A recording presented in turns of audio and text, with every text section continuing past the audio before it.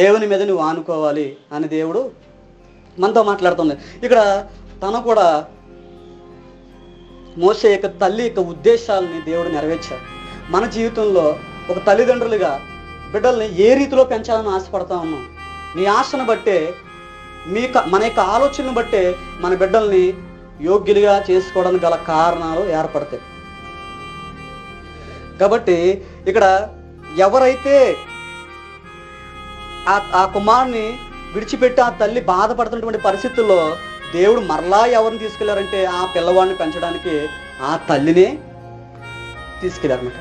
చూడండి, ఆ చిన్న వయసులో పాలిస్తూ ఆ మోషేకి అనేకమైనటువంటి దేవునికి సంబంధమైనటువంటి కథలు చెప్తూ యెహోవా ఇలా ఉన్నాడు అలాగని కొన్ని విషయాలు దేవుని పరంగా చెప్తూ ఆ పిల్లవాడిని చిన్న వయసులో పెంచినటువంటి ఆ యొక్క మాటలు, ఆ ఉద్దేశాలు ఆయన పెద్దవాడైన తర్వాత మర్చిపోలేదు. కాబట్టి అందుకే బాలుడు నడవలసినటువంటి త్రావలో నువ్వు చిన్న వయసులో నడిపించాలి. కొంతమంది తల్లిదండ్రులు ఏం చేస్తారంటే చాలా బలహీనలు. ఎందుకు బలహీనలు అంటే కుమారుడు ఏదన్నా కుమార్తె కానీ చక్కగా అందంగా తయారైందనుకో అంటారు, ఎంత అందంగా ఉన్నారా బాబు అంటే మీకు అర్థం అవ్వాలని చెప్తున్నాను. ఆ మాట నేను వల్లించకూడదు, సందర్భం చెప్తున్నాను అనమాట. ఇలాగ మనిషిని అందంగా ఉంది, కానీ నీ కుమార్తెని నీ కుమారుడిని తల్లిదండ్రులు వారి యొక్క బిడ్డల్ని తల్లిదండ్రులే నాశనం చేస్తున్నారు. తల్లిదండ్రులే సమాధికి తీసుకెళ్ళిపోతున్నారు. బ్రతికుండగానే బిడ్డలను సమాధికి తీసుకెళ్ళిపోతున్నారు. ఎందుకంటే వారి జీవితంలో సరైనటువంటి అంశాన్ని, సరైనటువంటి క్రీస్తు ప్రేమని ఈ మిరియాము, యెకోబేదు, అమ్రాము తల్లిదండ్రులు వారు బిడ్డల కొరకు ఎలాంటి యోగ్యమైనటువంటి మంచి ఉద్దేశం కలిగి జీవించారో అటువంటి ఉద్దేశాన్ని మన తల్లిదండ్రులుగా మనం జీవించలేకపోవడాన్ని బట్టే మన బిడ్డల్ని సమాధికి తీసుకెళ్ళిపోతుంది.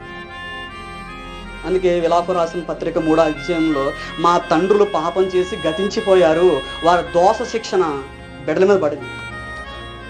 తండ్రులు పాపం చేయడం ఏంటి, పితరులు పాపం చేయడం ఏంటి, వారి యొక్క శిక్ష మన మీద పడడం ఏంటి చూసారా? దేవుడు అందుకే అంటున్నారన్నమాట, తెలుసుకో ఇప్పుడైనా మన జీవితాన్ని ఇంకా దేవుడు నీకు నాకు మన అందరికీ విలువైనటువంటి మాటలు దేవుడు ఎందుకు వినిపిస్తా ఉన్నారో, ఈ విలువైనటువంటి సహవాసాన్ని దేవుడు మనకు ఎందుకు పరిచయం చేశారో, ఇది చిన్నదే అవ్వచ్చు. ఈ చిన్న సహవాసంలోనే దేవుడు బలమైనటువంటి కార్యాలు, బలమైనటువంటి జీవితాలు ఈ సహవాసంలో ఉంచారన్నమాట. చూడండి, అక్కడ మోషే ఆ చిన్న వయసులో నేర్పినటువంటి కథలు, ఆ చిన్న వయసులో దేవుణ్ణి పరిచయం చేసినటువంటి పరిచయం ఆయన పెద్దవాడై 40 సంవత్సరాలు వచ్చిన తర్వాత కూడా మర్చిపోలేదు. ఈ తల్లి ప్రార్థన చేస్తుంది కదా, ఏమని ప్రార్థన చేస్తుంటే ఈ ఇశ్రాయేలు ప్రజలు ఈ శ్రమల నుంచి, ఈ బాధల నుంచి